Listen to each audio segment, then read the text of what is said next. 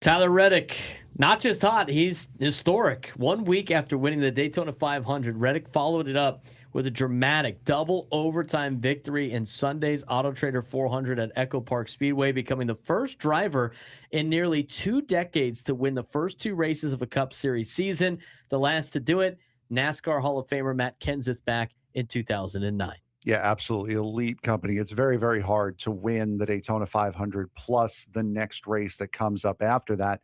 And now that the next race that comes up after that is at a reconfigured Atlanta Motor Speedway, now Echo Park Speedway, that's basically turned into like a shorter, smaller version of Daytona and Talladega, where it is just a crapshoot. It's all about drafting. It's all about being in the right place at the right time and not necessarily how your car is handling. It's even more impressive, honestly, that Reddick has been able to do this. And he did it with damage too.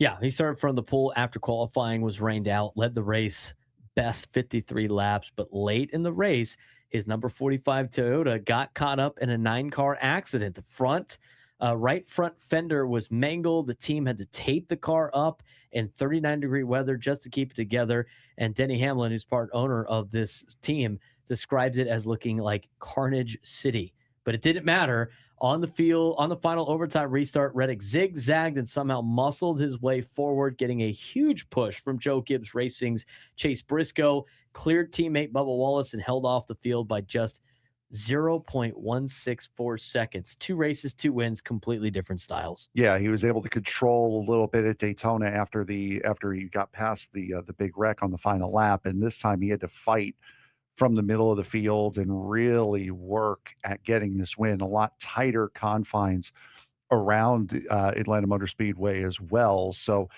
it's positioning and timing, grit, car control. He's won it all. He's won both races in very different styles this year. And don't overlook the teamwork angle here either. Daytona, Riley Herbst delivered the key push at Echo Park. It was Briscoe, another Toyota driver, helping shove Reddick to the front. Meanwhile, Bubba Wallace led for 46 laps and looked poised to win before a late move up the track opened the door for his teammate. He finished 8th, but 23-11 Racing still leaves Atlanta sitting first and second in points, with Reddick holding a 40-point advantage. Yeah, Reddick is off to an incredible start this year. And Michael Jordan said it best. It's really fun to be a part of 23-11 right now. And just think, it should be. He's 3-0 this year. He won the lawsuit against NASCAR. He's won the Daytona 500, and now he's gotten the win at Echo Park. And people still call LeBron James the greatest of all time. I don't see LeBron James winning NASCAR events, if you will. At Echo Park, 12 cars finished within 1 second of the winner. 9 different leaders led double-digit laps, 14 total leaders overall.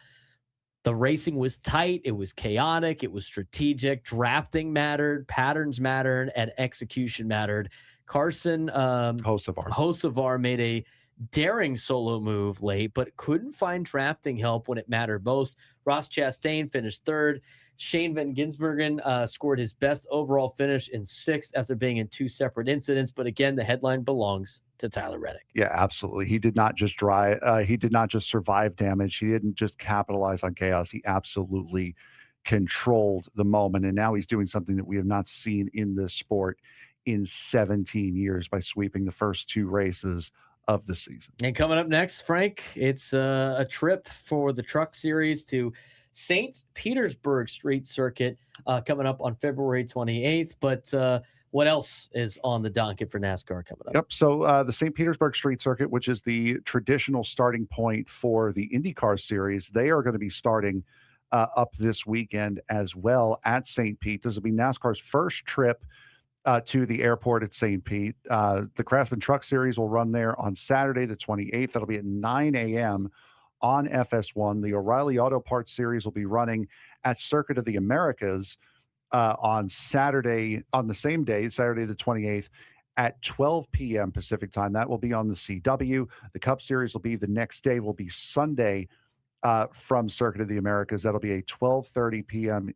Pacific time start on Fox. But coming up before that, though, will be the opening for the IndyCar Series. That will be from St. Petersburg as well. That will also be on Fox. Yeah, should be a fun time in St. Petersburg, and then they go to Phoenix, and you're going to actually get to see that in person. I will which be is there fun. live, so we won't have to worry about doing one of these. That'll be a fun preview and even better recap when we get to that point.